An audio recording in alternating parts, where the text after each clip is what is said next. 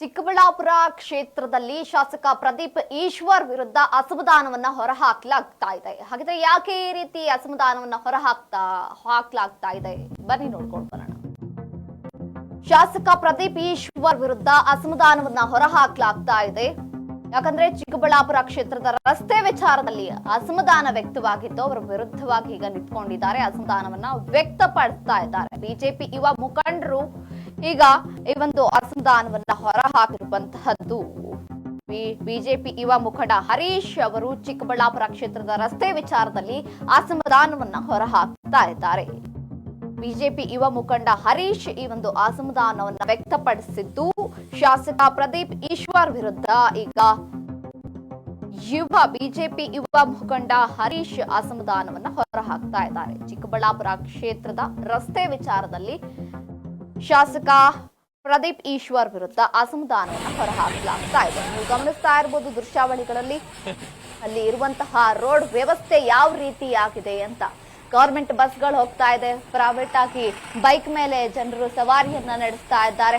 ಯಾವ ರೀತಿಯಾಗಿ ಅಲ್ಲಿ ರೋಡ್ ನಿರ್ಮಾಣ ಮಾಡಲಾಗಿದೆ. ಬಸ್ಗಳು ಒಂದು ಗುಂಡಿಯಲ್ಲಿ ಇಳಿದು ಮೇಲೆ ಬಂದ ರೀತಿಯಲ್ಲಿ ಅಲ್ಲಿನ ರೋಡ್ಗಳಿದ್ದಾವೆ. ಏನ್ ಮಾಡ್ತಾ ಇದ್ದಾರೆ?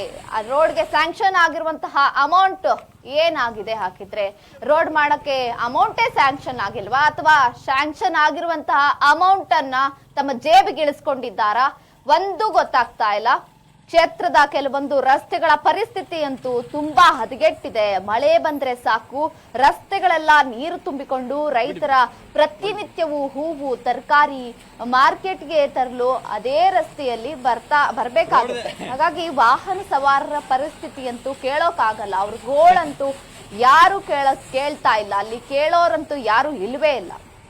ಕೆಲವು ರಸ್ತೆಗಳಲ್ಲಿ ಮಳೆಯಿಂದ ಬೈಕ್ ಸವಾರರು ತತ್ತರಿಸಿದ್ದಾರೆ ಅಂತ ಆಕ್ರೋಶವನ್ನ ಹೊರಹಾಕಿದ್ದಾರೆ. ಈಗ ಬಿಜೆಪಿ ಯುವ ಮುಖಂಡ ಆಗಿರುವಂತಹ ಹರೀಶ್ ಅವರು ಈಗ ಶಾಸಕ ಪ್ರದೀಪ್ ಈಶ್ವರ್ ವಿರುದ್ಧ ಅಸಮಾಧಾನವನ್ನ ಹೊರಹಾಕ್ತಾ ಇದ್ದಾರೆ. ನೀವು ಗಮನಿಸ್ತಾ ಇರಬಹುದು, ಗವರ್ಮೆಂಟ್ ಬಸ್ಗಳಾಗಿರ್ಬಹುದು, ಅಲ್ಲಿ ಬೈಕ್ ಮೇಲೆ ಸವಾರಿ ಮಾಡ್ತಿರುವಂತಹ ಸವಾರರಾಗಿರಬಹುದು, ಯಾವ ರೀತಿಯಾಗಿ ಬೈಕ್ ಹಂಪ್ನಲ್ಲಿ ಹೋಗ್ತಾ ಇರ್ತಾವಲ್ಲ, ಹಂಪ್ ಬಂದಾಗ ಅದೇ ರೀತಿ ಇಡೀ ರಸ್ತೆ ಪೂರ್ತಿ ಹಂಪ್ ಆಗಿದೆ. ಅಲ್ಲಿ ಹಳ್ಳದಲ್ಲಿ ನೀರು ಹರಿಯುವಂತಹ ಆ ಗುಂಡಿ ಏನಿರುತ್ತೆ, ಆ ಗುಂಡಿಗಳನ್ನು ನೀವು ಗಮನಿಸ್ತಾ ಇರಬಹುದು.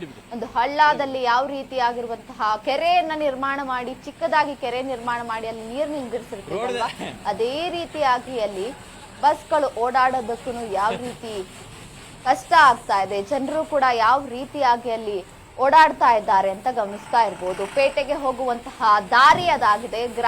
ಆ ಒಂದು ಗ್ರಾಮದಲ್ಲಿರುವಂತಹ ಜನತೆ ಹೂವು ತರಕಾರಿ ಹಣ್ಣು ಏನಾದ್ರೂ ಕೊಳ್ಳೋಕೆ ಹೋಗ್ಬೇಕಂತ ಅಂದ್ರೆ ಅದೇ ಒಂದು ರಸ್ತೆಯ ಮೂಲಕವೇ ಅದೇ ಒಂದು ಮಾರ್ಗ ಇರೋದು. ಆ ಮಾರ್ಗ ಮಧ್ಯೆನೆ ಈ ರೀತಿಯಾಗಿರುವಂತಹ ಒಂದು ರೋಡ್ ಇದೆ ಅಂತ ಅಂದ್ರೆ ಅಲ್ಲಿ ಅಧಿಕಾರಿಗಳು ಏನ್ ಮಾಡ್ತಿದ್ದಾರೆ? ಅಲ್ಲಿ ಏನಾದ್ರೂ ರೋಡ್ ಮಾಡೋಕೆ ಸ್ಯಾಂಕ್ಷನ್ ಆಗಿಲ್ವಾ? ಏನ್ ದುಡ್ಡು ಬಂದಿಲ್ವಾ? ಅಥವಾ ಬಂದಿದ್ದನ್ನ ಜೇಬಿಗೆ ಇಳಿಸ್ಕೊಂಡಿದಾರಾ? ಇನ್ನೇನ್ ಆಗಿರಬಹುದು ಅಂತ ಈ ಒಂದು ತನಿಖೆಯನ್ನ ಇನ್ನು ನೋಡ್ಬೇಕಾಗಿದೆ. ಇಷ್ಟೆಲ್ಲ ಆಗ್ತಾ ಇದ್ರು ಕೂಡ ಯಾಕೆ ರೋಡ್ ಮಾಡಿಲ್ಲ? ಅಷ್ಟು ರೋಡ್ ಹದಗೆಟ್ಟರು ಕೂಡ ಯಾಕೆ ಕಣ್ಣು ತೆರೆದು ನೋಡ್ತಾ ಇಲ್ಲ ಅಲ್ಲಿನ ಅಧಿಕಾರಿಗಳು ಎಂಬುವುದೇ ನಮ್ಮ ಯಕ್ಷ ಪ್ರಶ್ನೆಯಾಗಿ ಉಳಿತಾ ಇದೆ.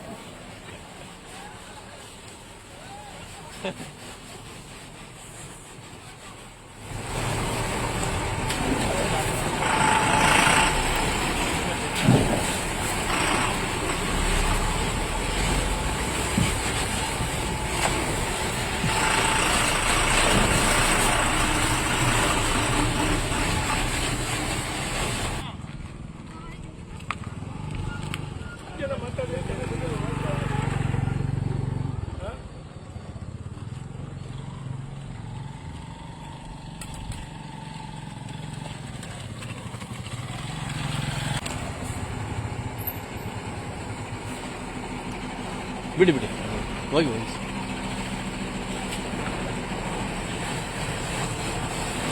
ರೋಡ್ದೆ